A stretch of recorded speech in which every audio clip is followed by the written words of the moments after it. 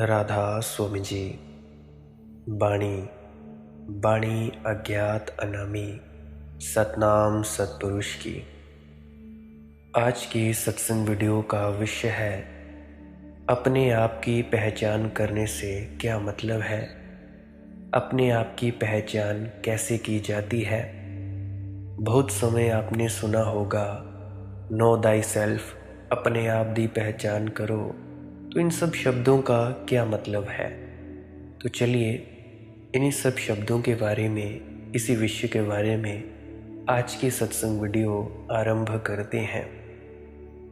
गुरु प्यारी सत्कारयोग साध संगत जी, एक छोटी सी कहानी से, एक छोटी सी घटना से मैं आज की बात शुरू करना चाहता हूँ। एक महानगरी में 100 मंजिल एक मकान के ऊपर 100वीं मंजिल से एक युवक कूद पड़ने की धमकी दे रहा था। उसने अपने द्वार, अपने कमरे के सब दरवाजे बंद कर रखे थे। बालकनी में खड़ा हुआ था, 100वीं मंजिल से कूदने के लिए तैयार, आत्महत्या करने को उत्सुक। उससे नीचे की मंजिल पर लोग खड़े होकर उससे प्रार्थना कर रहे थे कि आत्महत्या मत करो, रुक जाओ, ठहर जाओ, ये क्या पागलपन कर रहे हो। लेकिन वह किसी की सुनने को राजी नहीं था। तब एक बूढ़े आदमी ने उससे कहा, हमारी बात मत सुनो, लेकिन अपने माँ बाप का ख्याल करो कि उन पर क्या गुजरेगी। उस युवक ने कहा, ना मेरा पिता है, ना मेरी माँ है, वे दोनों मुझसे पहले ही चल बसे। बूढ़े ने देखा कि बात तो व्यर्थ हो गई, तो उसने कहा, कम से कम अपनी पत्नी का स्मरण करो, उस पर क्या बीतेगी। उस युवक ने कहा, मेरी कोई पत्नी नहीं, मैं अविवाहित हूँ। उस बूढ़े ने कहा, कम से कम अपनी प्रेमिका का ख्याल करो, किसी को प्रेम करते होगे, उस पर क्या गुजरेगी। उस युवक ने कहा, प्रेमिका, मुझे प्रेम से घृणा है। स्त्री को मैं नरक का द्वार समझता हूँ। मैं कोई स्त्री को प्रेम करता नहीं, मुझे कूद जाने दे। अंतिम बात रह गई थी कहने को। उस बूढ़े ने कहा, कूदने के पहले एक बार ये सोच लो, किसी की फिक्र मत करो, लेकिन अपनी तो फिक्र करो, अपना जीवन नष्ट कर रहे हो। उस युवक ने कहा, काश मुझे पता होता कि मैं कौन हूँ, तो शायद जीवन नष्ट करने की बात ही ना आती। लेकिन मुझे ये भी पता नहीं कि मैं कौन हूँ। अब पता नहीं वह युवक कूद गया, नहीं कूदा, लेकिन उस युवक ने यह कहा कि मुझे ये भी पता नहीं कि मैं कौन हूँ। बचकर क्या करूँगा, जीवित रहकर भी क्या करूँगा। जिस जीवन में ये पता ना हो कि हम कौन हैं, उस जीवन का मूल्य और अर्थ क्या रह जाता है। इस घटना से इसलिए अपनी बात शुरू करना चाहता हूँ कि हम सब जीवन में करीब करीब ऐसी ही हालत में खड़े हैं जहाँ हमें कोई भी पता नहीं कि हम कौन हैं। अपने होने का ही कोई बोध नहीं है। जीते हैं, लेकिन जीवन से कोई साक्षात्कार नहीं हुआ है। सांस लेते हैं, चलते हैं, उठते हैं, बैठते हैं, खाते हैं, पीते हैं, फिर एक दिन समाप्त हो जाते हैं। लेकिन ज्ञात नहीं हो पाता कि कौन था जो जन्मा, कौन था जो जिया, कौन था जो समाप्त हो गया। इतने अज्ञान से भरे हुए जीवन में कोई आनंद हो सकता है? इतने अज्ञान से भरे हुए जीवन से कोई प्रेम बह सकता है? क्या इसमें कोई प्रेम हो सकता है? इतने अज्ञान से भरे जीवन में कोई उपलब्धि हो सकती है? इतने अज्ञान से भरे जीवन में कोई अर्थ, कोई प्रयोजन, कोई सार्थकता हो सकती है? नहीं, नहीं हो सकती है। इसलिए मनुष्य जाति इतनी उदास, इतनी चिंतित, इतनी भयभीत, इतनी दुखी, इतनी बहुत तरह से दुखों से त्रस्त मालूम पड़ती है। जैसे कोई वृक्ष की जड़ें हिला दी गई हों, जैसे किसी वृक्ष को जड़ों से उखाड़ दिया गया हो, ऐसी मनुष्य जाति अपरूटेड, जैसे सारी जड़ें हिल गई हों, ऐसी मालूम पड़ती है। ये जड़ें किस चीज़ से हिल गई हैं? मनुष्य को ये भी पता ना रह जाए कि मैं कौन हूँ, तो उसकी जड़ें जीवन से हिल जाती हैं। जीवन का, शुभ जीवन का, सुंदर जीवन का, आनंदपूर्ण जीवन का अगर कोई आधार हो सकता है, तो एक ही हो सकता है कि व्यक्ति कम से कम इतना तो जान ले कि वह कौन है और क्या है और किस लिए है। मनुष्य के सामने हमेशा से खड़ा हुआ प्रश्न एक ही है, और हम अपने को कितना ही भुलाने की कोशिश करें, कितना ही उलझाने की कोशिश करें, वह प्रश्न हमारे सामने से हटता नहीं जब तक कि हल ना हो जाए। हम कितना ही धन इकट्ठा कर लें और कितने ही महल इकट्ठे कर लें और कितना ही यश अर्जित कर लें, लेकिन एक प्रश्न बीच बीच में बार बार खड़ा हो जाता है, मैं कौन हूँ, मैं किस लिए हूँ, इस जीवन का अर्थ क्या है। फिर हम काम में लग जाते हैं कि भूले रहें भूले रहें, लेकिन ये प्रश्न पीछा नहीं छोड़ेगा। ये जीवन का पहला प्रश्न है, और पहले प्रश्न को ही जो हल नहीं कर पाता वह कुछ भी हल नहीं कर पाएगा। जीवन भर ये प्रश्न उसका पीछा करेगा, और जिस आदमी का ये प्रश्न पीछा करता है कि मैं कौन हूँ, वह आदमी कभी भी निश्चिंत नहीं हो सकता। उसके जीवन में चिंता बनी ही रहेगी, बनी ही रहेगी। हमारी स्थिति वैसी ही है जैसे कोई आदमी यात्रा पर निकला हो और उसे पता भी ना हो कि मैं कहाँ जा रहा हूँ। वह ट्रेन में बैठ गया हो और उसे ये भी पता ना हो कि मुझे किस स्टेशन पर पहुँच जाना है। वह 25 तरह से अपने को भुलाने की कोशिश करता हो, अखबार पढ़ता हो, यूट्यूब चलाता हो, अपने पड़ोसियों से बात करता हो, लेकिन थोड़ी बहुत देर में उसे फिर से ख्याल आ जाता है कि मैं कहाँ जा रहा हूँ, ये ट्रेन मुझे कहाँ ले जाएगी, मुझे किस स्टेशन पर उतर जाना है। वह प्रश्न उसका पीछा करेगा करेगा स्वाभाविक है कि पीछा करे, क्योंकि जिस यात्री को यात्रा के लक्ष्य का ही पता ना हो, और हम तो ऐसे यात्री हैं जिसे यात्रा के लक्ष्य का ही पता नहीं, जिसे ये भी पता नहीं कि यात्री कौन है, मैं कौन हूँ। हम न केवल ये नहीं जानते हैं कि हमें कहाँ पहुँचना है, न केवल हम यही नहीं जानते हैं हमें कहाँ उतर जाना है, न हम ये जानते हैं हमें किस दिशा में यात्रा करनी है। हमें ये भी पता नहीं है कि मैं कौन हूँ जो यात्रा करने यहाँ आया हूँ। तो यदि मनुष्य विपिन मालूम पड़ता हो, चिंतित, भयातुर, घबराया हुआ, तो आश्चर्य ही क्या है, स्वाभाविक है। जब तक मनुष्य जीवन के इस प्राथमिक प्रश्न का उत्तर न खोज लिया जाए, तब तक उसके जीवन में आनंद की कोई वर्षा नहीं हो सकती है।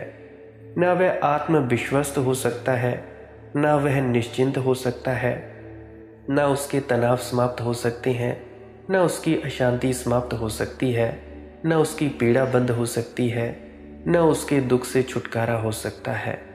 फिर वह कितने ही उपाय करता रहे, वे सब उपाय अपने वास्तविक प्रश्न और जीवन की वास्तविक समस्या को भुलाने के उपाय हैं। भुलाने से कोई बात भूलती नहीं, ये बात तुम सब याद रखना। जितना हम भुलाने की कोशिश करते हैं, वह उतनी ही प्रबल होकर सामने खड़ी हो जाती है। आदमी के जन्म से लेकर मृत्यु तक ये प्रश्न पीछा करता है, मैं कौन हूँ और किस लिए हूँ। और अगर इसका कोई पता नहीं चलेगा तो फिर शास्त्र ने जैसा कहा है, man is a useless passion. शास्त्र कहता है आदमी एक व्यर्थ वासना है, वासना है जिसमें कोई अर्थ नहीं। तो फिर अंत में यही दिखाई पड़ेगा कि आदमी एक व्यर्थ की दौड़ धूप है, एक अर्थहीन कथा जिसका ना कोई प्रारंभ है, ना कोई अंत है, न जिसका कोई उद्देश्य है। तो ऐसे व्यर्थ जीवन में शांति हो सकती है? ऐसे मीनिंगलेस एग्जिस्टेंस में, ऐसे अर्थहीन अस्तित्व में प्राण निश्चिंत हो सकते हैं? इतनी व्यर्थता के बीच प्रेम का क्या जन्म हो सकता है? इतनी व्यर्थता के बीच कोई सत्य, कोई शिव, किसी सुंदर का अवतरण हो सकता है? इसीलिए इसी संबंध में थोड़ी बात मुझे आपसे कहनी है। मैं कहना चाहता हूँ, मनुष्य एक व्यर्थ वासना नहीं है, यूजलेस पैशन नहीं है। मैं कहना चाहता हूँ, जीवन एक अर्थहीन कथा नहीं है। मैं कहना चाहता हूँ, जीवन एक सार्थक आनंद है, लेकिन केवल उन्हीं के लिए जो जीवन की पहेली को सुलझाने की हिम्मत दिखाते हैं। हम सब तो एस्केपिस्ट हैं, हम सब तो जीवन की पहेली की तरफ पीठ करके भागने वाले लोग हैं, जो जीवन से भागते हैं। अगर जीवन उन्हें आनंद ना हो सके तो इसमें दोष किसका, कसूर किसका?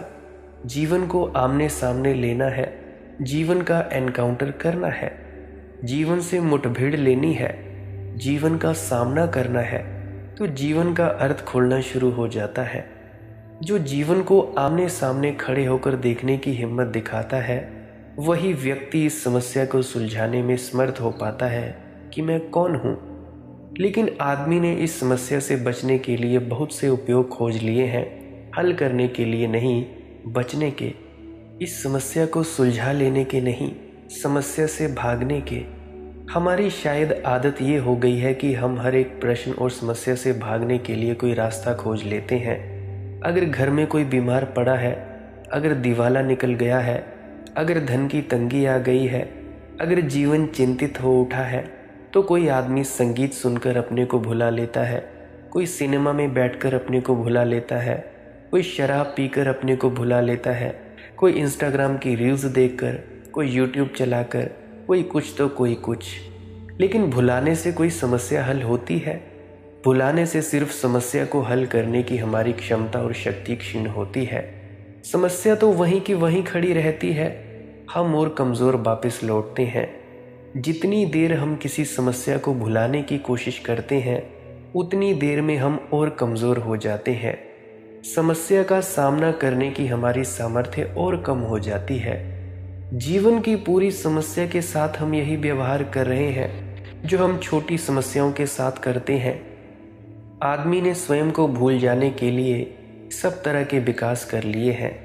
सारी शराबें, सारे मादक द्रव्य, सारी वे खोजें जिन्हें आदमी मनोरंजन कहता है, वे सारी खोजें जीवन की वास्तविक समस्या को भुलाने के अतिरिक्त और कुछ भी नहीं करती। किस बात को आप मनोरंजन कहते हैं? जहां आप घड़ी दो घड़ी अपने को भूल जाते हैं, संगीत में, सिनेमा में, शराब में, मित्रों में, मंडली में, भजन कीर्तन में, पोर्नोग्राफी में, मंदिर में, प्रार्थना में, जहां भी आप अपने को थोड़ी देर के लिए भूल जाते हैं, आप कहते हैं बड़ा अच्छा लगा। लेकिन अपने को भूलना आत्मघाती है, सुसाइडल है। अपने को जानना है, भूलना नहीं है। भूलकर क्या हल होगा? कौन सी समस्या सुलझ जाएगी? नींद में पड़ जाने से कौन सी समस्या का अंत आ जाएगा? बताओ तो मुझे ज़रा।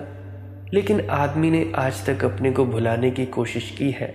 उन लोगों ने तो कोशिश ही की है जिन्हें हम संसारिक कहते हैं, जिन्हें हम धार्मिक कहते हैं। वे तथाकथित धार्मिक लोगों ने भी स्वयं को भुलाने की कोशिश की है। प्रश्न है कि मैं कौन हूँ, और इसके हमने कुछ रेडीमेड उत्तर तैयार कर रखे हैं जो कि भुलाने के लिए तरकीब का काम करते हैं। जब प्रश्न उठता है कि मैं कौन हूँ, हम किताबों में खोजते हैं, शास्त्रों में खोजते हैं, वहाँ उत्तर मिल जाते हैं कि तुम तो परमात्मा हो, तुम तो ब्रह्म हो, तुम तो आत्मा हो, या किसी के सत्संग से सुन लिया। फिर हम क्या करते हैं? फिर उन उत्तरों को हम पकड़ लेते हैं और दोहराने लगते हैं, मैं आत्मा हूँ, मैं ब्रह्म हूँ, मैं परमात्मा हूँ। रोज सुबह सांझ हम इसे दोहराने में लग जाते हैं। शायद हम सोचते होंगे कि दोहराने से समस्या हल हो जाएगी। शायद हम सोचते होंगे कि इस भांति किसी विचार को, शब्द को पकड़कर बार बार स्मरण करने से जीवन का प्रश्न समाप्त हो जाएगा। शब्द से ज़्यादा असत्य और कुछ भी नहीं है। शब्द बिल्कुल ताश के पत्तों जैसा है। ताश के पत्ते दे दिए जाएं तो हम तरकीब तरकीब से घर बना सकते हैं ताश के पत्तों से। लेकिन ताश के पत्तों का घर हवा का ज़रा सा झोंका और गिर जाते हैं। शब्दों से भी जो हम घर बनाते हैं, शब्दों से भी जो हम अपने भीतर समस्याओं को हल करने की कोशिश करते हैं, वह ताश के पत्तों से भी कमज़ोर चीज़ है। शब्द का कोई प्राण ही नहीं, शब्द का कोई अस्तित्व नहीं, शब्द में कोई ठोसपन नहीं है। शब्द तो बिल्कुल हवा में खींची गई लकीर की तरह है, और हमने सारी समस्याओं को शब्दों से हल करने की कोशिश की है। इसीलिए समस्याएं तो वहीं की वहीं हैं। आदमी शब्दों में उलझकर नष्ट हुआ जा रहा है। आदमी के ऊपर जो सबसे बड़ा दुर्भाग्य है, वह शब्दों के ऊपर विश्वास सबसे बड़ा दुर्भाग्य है, जिसके कारण जीवन की कोई समस्या हल नहीं हो पाती है। हमारे पास क्या है? ज्ञान के नाम पर हमारे पास शब्दों के अतिरिक्त कुछ भी नहीं है। किन्हीं के पास हिंदुओं के शब्द हैं, किन्हीं के पास मुसलमानों के शब्द हैं, किन्हीं के पास जैनों के शब्द हैं, किन्हीं के पास ईसाइयों के शब्द हैं, किन्हीं के पास सिखों के शब्द हैं, किन्हीं के पास किसी के तो किन्हीं के पास किसी के। शब्दों के अतिरिक्त हमारे पास संपत्ति क्या है? अगर हम भीतर खोजने जाएं तो शब्दों के अतिरिक्त हमारे पास है क्या? और इस शब्द का क्या मूल्य हो सकता है। एक सम्राट के द्वार पर एक कवि ने एक दिन सुबह आकर सम्राट की प्रशंसा में कुछ गीत कहे, कुछ कविताएं कहीं। फिर कवि तो रुकते नहीं शब्दों का महल बनाने में, वे तो कुशल होते हैं। उन्होंने, उस कवि ने सम्राट को सूरज बना दिया, सारे जगत का प्रकाश बना दिया। उस कवि ने सम्राट को ज़मीन से उठाकर आकाश पर बिठा दिया। उसने अपनी कविता में जितनी प्रशंसा कर सकता था कि सम्राट ने उससे कहा, धन्य हुआ तुम्हारे गीत सुनकर, बहुत प्रभावित हुआ। 1,00,000 स्वर्ण मुद्राएं कल सुबह तुम्हें भेंट कर दी जाएंगी। कवि तो दीवाना हो गया, सोचा भी ना था कि 1,00,000 स्वर्ण मुद्राएं मिल जाएंगी। आनंद विभोर घर लौटा, रात भर सो नहीं सका, बार बार ख्याल आने लगा, 1,00,000 स्वर्ण मुद्राएं, क्या करूँगा। ना मालूम कितनी योजनाएं बना ली। कवि था, शब्दों का धनी था, मालिक था, बहुत शब्द जोड़ लिए। सारा भविष्य स्वर्णमय हो गया, सारा भविष्य एक सपना हो गया। जीवन एक धन्यता मालूम होने लगी उसे। सुबह जल्दी ही सूरज निकल भी नहीं पाया कि द्वार पर पहुंच गया राजा के। सम्राट ने बिठाया और थोड़ी देर के बाद पूछा, कैसे आए हैं। उस कवि ने सोचा, कहीं भूल तो नहीं गया सम्राट, पूछता है कैसे आए हैं। उसने कहा कि पूछते हैं कैसे आया हूँ, रात भर सो नहीं सका। क्या पूछते हैं आप? कल कहा था आपने कि 1,00,000 सोने की मुद्राएं भेंट करेंगे। सम्राट हंसने लगा, कहा, बड़े नासमझ हैं आप। आपने शब्दों से मुझे प्रसन्न किया था, मैंने भी अपने शब्दों से आपको प्रसन्न किया था। इसमें लेने देने का कहाँ सवाल आता है। कैसी 1,00,000 मुद्राएं, कौन सी स्वर्ण मुद्राएं? आपने कुछ शब्द कहे थे, कुछ शब्द मैंने कहे थे। शब्द के उत्तर में शब्द ही मिल सकते हैं, स्वर्ण मुद्राएं कैसी? तब कवि को पता चला कि शब्द अपने में थोथे हैं, उनके भीतर कोई कंटेंट नहीं है। शब्द अपने आप में पानी पर खिंची हुई लकीरों से ज़्यादा नहीं है। लेकिन हमारे पास क्या है? शब्दों के अतिरिक्त कुछ और है? नहीं, हमारे पास कुछ भी नहीं है। तुम मुझसे फालतू के प्रश्न पूछते हो, मुझे व्हाट्सएप पे कमेंट्स में डालते रहते हो फालतू के प्रश्न। क्या तुम सोचते हो कि तुम्हारे प्रश्नों के उत्तर मेरे शब्दों के द्वारा दिए जा सकते हैं? अरे भाई, मैं तो बस अपने आनंद का, जो मैं आनंद पाता हूँ, वो मेरे शब्दों में हल्की सी, बिल्कुल थोड़ी से, जैसे एक पूरे समुद्र में से एक बूंद लगती है ना शब्दों को, उन शब्दों में उस अनाहत नाद की बूंद को लपेटने की कोशिश करता हूँ ताकि आप ध्यान में उतर सकें। देखो, मेरे पास आपके किसी भी प्रश्न का जवाब नहीं है और ना ही मैं आपके प्रश्नों के जवाब दे सकता हूँ, क्योंकि शब्दों की एक हद है। शब्दों पर हम जीते हैं और लड़ते हैं। मैं कहता हूँ मैं हिंदू हूँ, मैं कहता हूँ मैं मुसलमान हूँ। कोई कैसे मुसलमान हो गया, कोई कैसे हिंदू हो गया। कुछ शब्द हैं जो कुरान से लिए गए हैं, कुछ शब्द हैं जो गीता से लिए गए हैं, कुछ शब्द हैं जो इस मुल्क में पैदा हुए हैं, कुछ शब्द हैं जो उस मुल्क में पैदा हुए हैं। और शब्दों को हमने इकट्ठा कर लिया तो एक तरह के शब्द मुसलमान बना लेते हैं, दूसरी तरह के शब्द हिंदू बना देते हैं, तीसरे तरह के शब्द जैन बना देते हैं। क्योंकि किसी के भीतर कुरान है, किसी के भीतर बाइबिल है, किसी के भीतर गीता है। शब्दों के अतिरिक्त हमारी संपदा क्या है? और इन कोरे शब्दों पर हम लड़ते भी हैं और जीवित आदमी की छाती में तलवार भी भोंक सकते हैं, मंदिर भी जला सकते हैं, मस्जिद में आग भी लगा सकते हैं। क्योंकि मेरे शब्द अलग हैं, आपके शब्द अलग हैं। आदमी शब्दों पर जी रहा है हजारों वर्षों से और सोच रहा है कि शब्दों में कोई बल है, कोई संपदा है, कोई संपत्ति है। शब्द एकदम बोझ है। लेकिन शब्दों से भ्रम जरूर पैदा होता है, जैसे उस कवि को भ्रम पैदा हुआ 1,00,000 सोने की मुद्राओं का। रात भर उसे उसी गिनती की, हाथ में स्वर्ण मुद्राएं मालूम पड़ी। रात भर उसने सपने बनाए कि अब क्या करूं और क्या ना करूं, कितना बड़ा भवन बनाऊं, कितना बड़ा रथ खरीदूं, कितना बड़ा बगीचा लगाऊं, क्या करूं क्या ना करूं। लेकिन हाथ में कुछ भी नहीं था। 1,00,000 स्वर्ण मुद्रा का शब्द था। शब्द से उसने फैलाव कर लिया। हमारे हाथ में क्या है? आत्मा, परमात्मा, मोक्ष, सचखंड, जन्म, जीवन, प्रेम, आनंद, हमारे पास शब्दों के अतिरिक्त और है क्या? मैं तुमसे पूछता हूँ। लेकिन शब्द से ज़रूर भ्रम पैदा हो जाता है। छोटा सा बच्चा स्कूल में पढ़ता है, नर्सरी, LKG, पहली, दूसरी, तीसरी। जब वो छोटा है, C फॉर कैट, कैट यानी बिल्ली, पढ़ता है, बार बार पढ़ता है। C फॉर कैट, कैट यानी बिल्ली, C फॉर कैट, कैट यानी बिल्ली, पढ़ता जाता है, सीख जाता है। फिर वह कहता है कि मैं जान गया, कैट यानी बिल्ली। लेकिन उसने जाना क्या है? उसने दो शब्द जाने, कैट भी एक शब्द है, बिल्ली भी एक शब्द है। बिल्ली को क्या उसने जाना? बिल्ली तो जीवंत है। वह जो जीवंत बिल्ली है, उसको जाना क्या उसने? नहीं। लेकिन वह कहता है कि मैंने जान लिया, कैट यानी बिल्ली। उसने तो सिर्फ दो शब्द जान लिए, दोनों शब्दों का अर्थ जान लिया। शब्द भी शब्द हैं, अर्थ भी शब्द हैं, और बिल्ली पीछे छूट गई। वह तो जीवंत प्राण है बिल्ली का, उसे उसने बिल्कुल नहीं जाना। लेकिन वह कहेगा कि मैं जानता हूँ, कैट यानी बिल्ली। लेकिन बिल्ली को पता भी नहीं होगा कि मैं कैट हूँ या बिल्ली। बिल्ली को पता भी नहीं होगा कि आदमी ने मुझे क्या शब्द दे रखे हैं। और आदमी ज़मीन पर ना हो तो बिल्ली का क्या नाम होगा? कोई भी नाम नहीं होगा। लेकिन बिल्ली फिर भी होगी। शब्द कोई भी ना होगा, बिल्ली फिर भी होगी। आकाश में तारे होंगे, शब्द कोई ना होगा। आकाश नहीं होगा तो सूरज उगेगा, लेकिन शब्द कोई भी नहीं होगा। वृक्षों में फूल खिलेंगे, लेकिन कोई फूल गुलाब का नहीं होगा, कोई जूही का नहीं होगा, कोई चमेली का नहीं होगा। फूल बस फूल होंगे। शब्द आदमी का इन्वेंशन है, आदमी की इजाद है। लेकिन शब्द से एक भ्रम पैदा होता है। मैंने सीख लिया कि इस फूल का नाम गुलाब है, तो मैं समझता हूँ मैं गुलाब को समझ गया।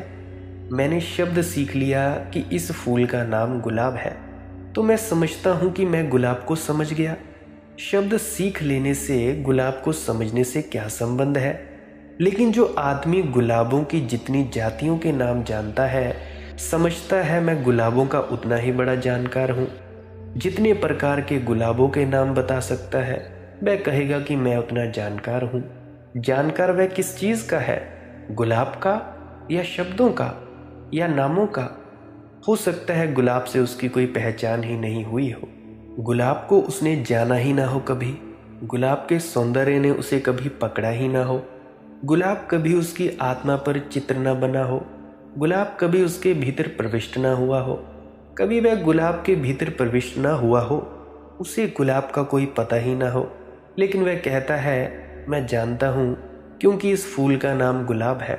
अब मैं एक और उदाहरण लेता हूँ, और ठीक ठीक ऐसा ही समझो। मैंने आपको बताया कि मेरा नाम मनदीप है। आप सोचते हो कि मेरे ये नाम जान लेने से आप मुझे जानते हो? क्या आप मुझे जान गए कि मैंने आपको बता दिया मेरा नाम मनदीप है? मैंने ये भी बता दिया कि मैं करता क्या हूँ, कहाँ रहता हूँ, क्या नहीं करता हूँ, क्या खाता हूँ, क्या पीता हूँ। तो क्या इससे आपको पता चला कि मैं कौन हूँ? नहीं, आपको सिर्फ शब्द पता चले कि हाँ भाई, मेरा नाम मनदीप है, उम्र मेरी इतनी है, मेरे माता पिता का नाम ये था, या मैं यहाँ रहता था। बस इतना ही तो पता चला। मेरे नाम बता देने थे, मेरा नाम पता लग जाने से आप मुझे नहीं जानते। हमने शब्द सीख रखे हैं और शब्दों को ज्ञान समझ रखा है। आदमी को अज्ञान में बनाए रखने का सबसे बड़ा कारण ये है कि आदमी ने शब्दों को ज्ञान मान लिया है।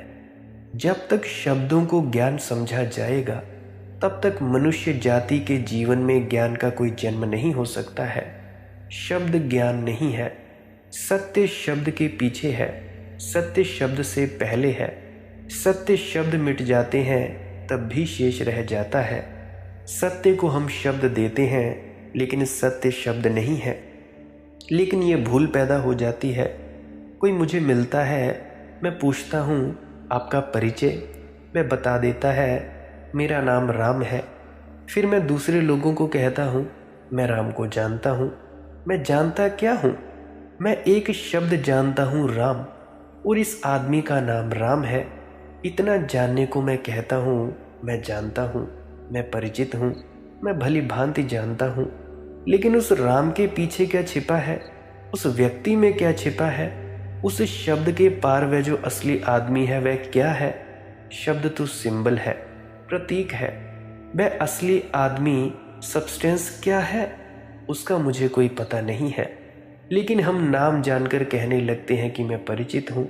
हमने सब नाम सीख रखे हैं, हमने अपने बाबत भी नाम सीख रखे हैं। शरीर, आत्मा, परमात्मा सब हमने सीख रखे हैं। कोई पूछे कि कौन है आप, तो सीखा हुआ आदमी कहेगा मैं आत्मा हूँ, आत्मा अमर है। लेकिन सब शब्द हैं, कोरे शब्द, किसी किताब में पढ़ लिए गए हैं, जाना कुछ भी नहीं गया है।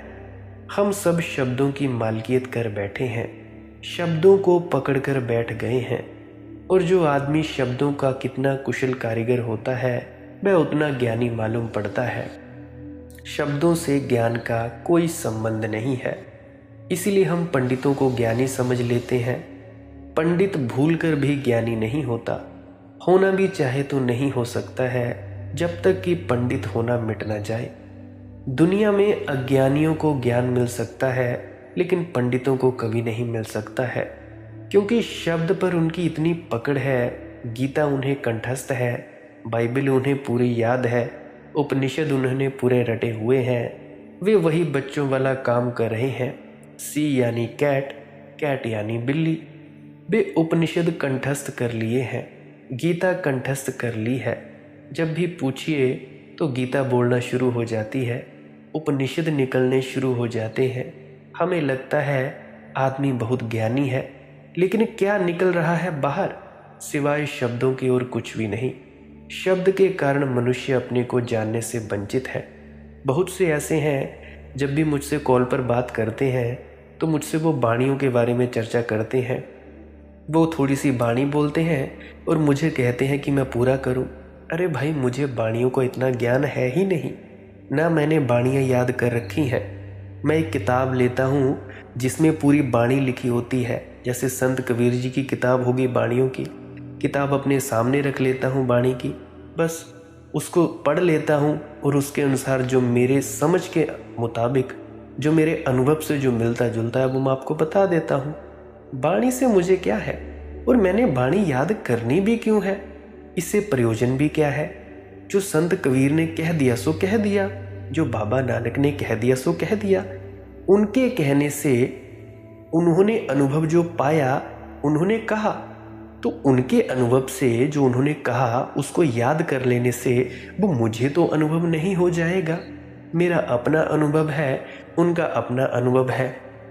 उन्होंने अपने कवि की भाषा में अनुभव कह दिया, मैं अपनी देसी भाषा में अनुभव कहने की चेष्टा करता हूँ।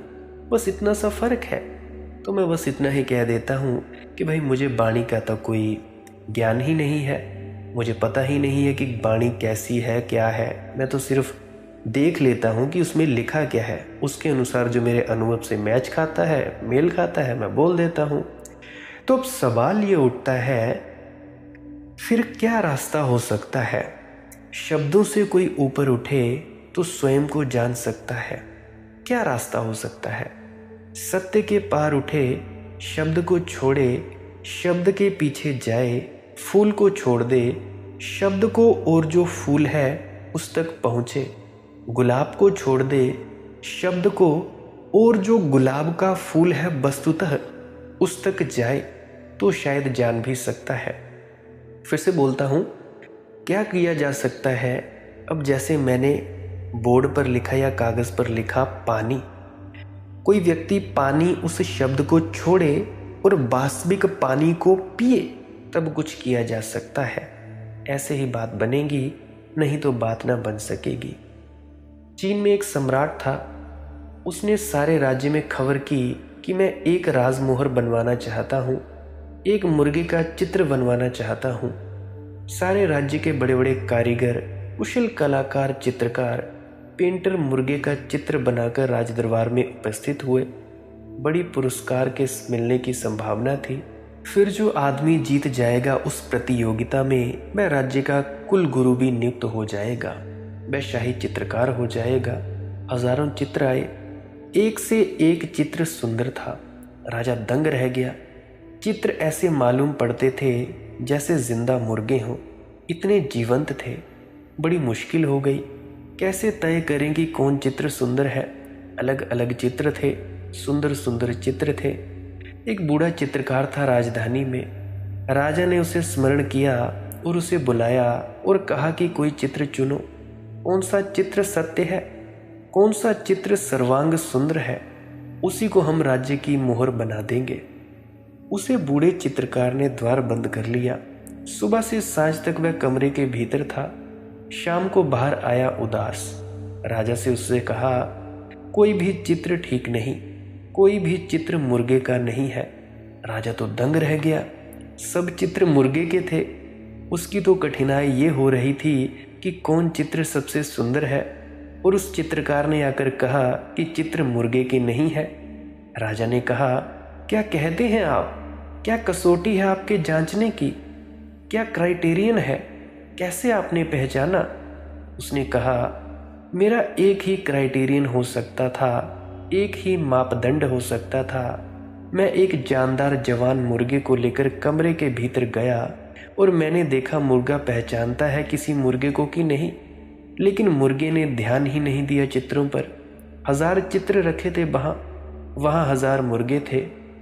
अगर मुर्गा एक भी मुर्गे को पहचानता तो बांग देता, चिल्लाकर खड़ा हो जाता, लड़ने की स्थिति में आ जाता या पास चला जाता, दोस्ती के लिए हाथ बढ़ाता, कुछ करता। लेकिन मुर्गा दिन भर रहा, सोया रहा, बैठा रहा, लेकिन एक चित्र को उसने नहीं देखा। राजा ने कहा, यह तो बड़ी मुश्किल हो गई। हमने तो सोचा भी नहीं था कि मुर्गे से पहचान करवाई जाएगी। अब क्या होगा? उस बूढ़े ने कहा, मेरी उम्र ज़्यादा हुई, अन्यथा मैं कोशिश करता, लेकिन कौन जाने बच जाऊं। कम से कम 30 साल लग जाएंगे, पूरे 3 साल, तो मैं कोशिश करूं। राजा ने कहा, 3 साल? 70 साल का बूढ़ा था, सारे देश में प्रसिद्ध चित्रकार था। राजा ने कहा, एक साधारण से मुर्गे का चित्र बनाने में 3 साल? उस बूढ़े ने कहा, चित्र बनाना तो बहुत आसान है, मुर्गे को जानना बहुत कठिन है। मुर्गे को जानना बहुत कठिन है भैया।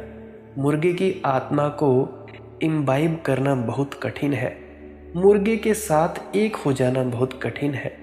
और जब तक मैं मुर्गे के साथ एक ना हो जाऊं, आत्मैक्य ना हो जाए, जब तक मेरा उससे मिलन ना हो जाए, तब तक मैं कैसे जानूं कि मुर्गा भीतर से क्या है। बाहर से जो दिखाई पड़ता है रंग, रेखा, उनसे कोई मुर्गे को नहीं पहचान सकता। मुर्गा भीतर क्या है? सत्य है बात। अगर गांधी को आप ऊपर से देखें तो पहचान सकते हैं कि भीतर क्या है। ऊपर से तो कुछ दिखाई नहीं पड़ता था। सुकरात आपको बंबई के रास्तों पर मिल जाए तो क्या पहचान लेंगे कि भीतर क्या है? जीसस क्राइस्ट आपको मिल जाए कहीं, पहचान लेंगे भीतर क्या है? आदमी ऊपर से दिखाई पड़ेगा, रूप दिखाई पड़ेगा, रंग दिखाई पड़ेगा, शक्ल दिखाई पड़ेगी, और क्या दिखाई पड़ेगा? ये तो प्रतीक हुए, लेकिन भीतर ये आदमी है क्या? कैसे दिखाई पड़ेगा? उस बूढ़े ने कहा, बहुत मुश्किल है। आदमी का चित्र भी बनाना होता तो भी आसान था, क्योंकि मैं भी एक आदमी हूँ, भीतर से जान सकता हूँ कि आदमी क्या होता है। लेकिन मुर्गा, मैं मुर्गा नहीं हूँ। मुर्गा भीतर से कैसा अनुभव करता है, उसकी आत्मा क्या है, ये मैं कैसे जानूं? राजा ने कहा, कोशिश करें, चित्र तो चाहिए जल्दी। वह बूढ़ा जंगल में चला गया। 6 महीने बीत गए तो राजा ने आदमी भेजे कि पता लगाओ वह बूढ़ा जिंदा है या मर गया।